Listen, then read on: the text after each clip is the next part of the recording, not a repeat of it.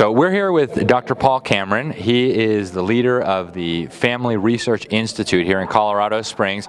Dr. Cameron, thank you so much for being with us. You bet. So Dr. Cameron is, I think, one of the leading experts in the world on this whole issue of the LGBT movement and what's going on.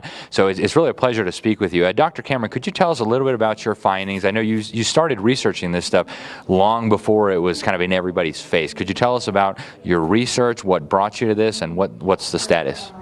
I got involved in this about 1980 because the Kinsey Institute had just defended in federal court the notion that, hey, gay clubs belong everywhere. And I was called to federal court as an expert witness to the other side. I was astounded to see that the very poor research that Kinsey and his folk did, though it was poor, it was almost the only thing out there. And they were able to convince court after court. We won where I testified, but eventually the Fifth Circuit overturned. And it became kind of a constitutional right for gays to have a club at any university, at any school, at public expense. I figured right then this was going to be something that would be either have to be stopped or it would stop us. Right now, they're doing very, very well. In 1987, in Boston Gay Community News, the declaration was made, we gays, we will sodomize your sons. And that turns out to have been almost a prescient kind of a statement.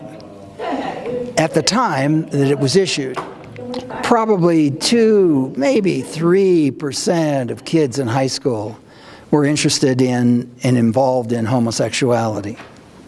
With pressure, with interest, with the support of people who you might call liberal, who are kind of ashamed of us as a society, and who are interested in kind of bringing us down.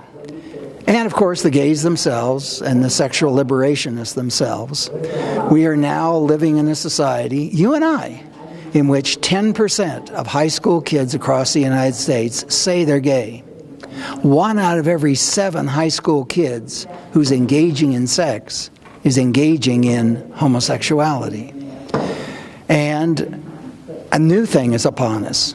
About 2% of all the high school kids in the United States say they feel or are transsexual. This is out of nowhere. This is something that when you were a kid, when I was a kid, when I was in school, you never even heard about.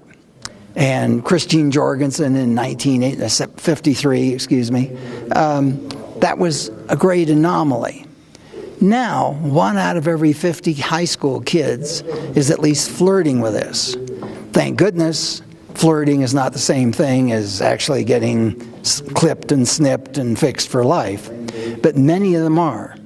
And we have this whole idea in our society now that it's part of freedom. It's a part of us as Americans to say, you've got to have the right to engage in whatever kind of sexuality you want. Maybe not with kids. Not right now, at least. This is an astounding situation in which we find ourselves. And so a lot of people out there watching this, with our culture the way it is, with what they're learning in the public schools, will say, and what's wrong with that? Why shouldn't everybody be promoting homosexuality? Why shouldn't we have homosexual marriages and all this? So what is the problem with this, or what are some of the problems with this? I think one of the main problems, and one that most people are ignoring, is the United States, even 30 years ago, had a viable demographic. We were actually reproducing ourselves. You need 2.1 children per woman on average to sustain your society. If you have more, you're growing. If you have a little bit less, you're shrinking. The United States is now at 1.7 and shrinking. Now, I don't know, nobody knows. Is this something from which we can recover? Maybe with great effort we can. But we're precariously close to a position where sex in general is being, on the one hand, you have all kinds of pornography, you have all kinds of sexual interest. We're talking about sex. TV's filled with sex. But if you look at what kids and young people are actually doing, there's a lot less sex. There's a great deal of sex that's highly regulated, condomized, fixed in such a way that, and if a mistake is made, an abortion occurs. We need kids. And Gallup has just demonstrated that if you correlate the proportion of homosexuals in a state with its total fertility rate, there's a pretty substantial negative correlation. The more gays, the more LGBTs you have, the fewer children you have. Unfortunately, it's also true. We found that Google News, and if you can't believe Google, who can you believe? Right. Google News reports on the child molestations that occur across the United States. We've looked at the last 5 years of Google. Every time that Google reports child was molested, it was a guy, the child was a girl, a boy, whatever. Would you believe today in the United States, about half of all the perpetrators on Google engaged in homosexuality with the children? This looks to be somewhere in the neighborhood of at least doubling what it was in 1960. Remember the famous statement of Ronald Reagan when he opposed the idea that homosexual teachers should be barred from California schools. He said only about 10% of the children who are molested homosexually. I think he was a little under the thing there, the truth then. But now we're looking at about 50% of all the kids molested are molested homosexually. Well, we've only got a few minutes left here, Dr. Cameron, because they're going to kick us out of here. But what do we do about this? I mean, can it be contained? And if so, how? What should parents be doing? What should schools be doing? What should the government, what should public policy look like? How do we deal with this? Well, unfortunately, we have a lot of distance to traverse. I think first we have to consider about making homosexuality at least difficult to advertise. We have a situation where gays have said, if we can go out in the street and have a parade, that'll be enough advertisement so that we'll get a few more people interested in us. And it's worked. We have a situation in which instead of looking what's good for society, we need kids. We need kids who aren't molested. We need kids who are interested in getting married and having kids. We've got to shut down our thinking about, whatever Disney wants to do. If they want to have a gay cartoon character, what's wrong with that?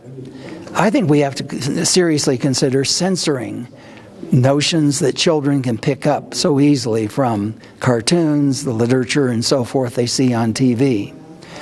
We've also got to think about teaching our children, not just sexual freedom is great, but here's what you really ought to do. The opposite sex is interesting. It's an adventure to have a family. It's probably the greatest adventure that you or I will ever have. Every once in a while, we'll find something else, a cause or some reason that will be more exciting. But for most people, the adventure of creating your own family, of managing it, of shepherding and husbanding it through life, that's really interesting.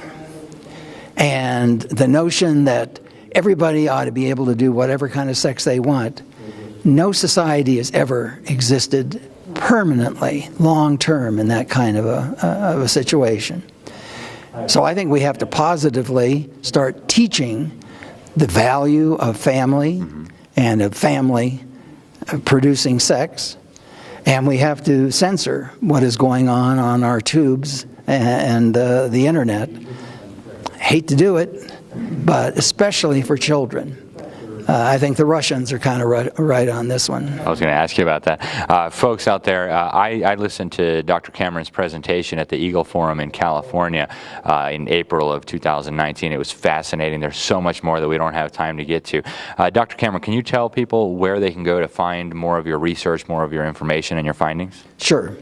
We're online at familyresearchinst.org, familyresearchinst.org, or just Google me and you'll find out how to see some of our data. Excellent. Well, Dr. Cameron, thank you so much.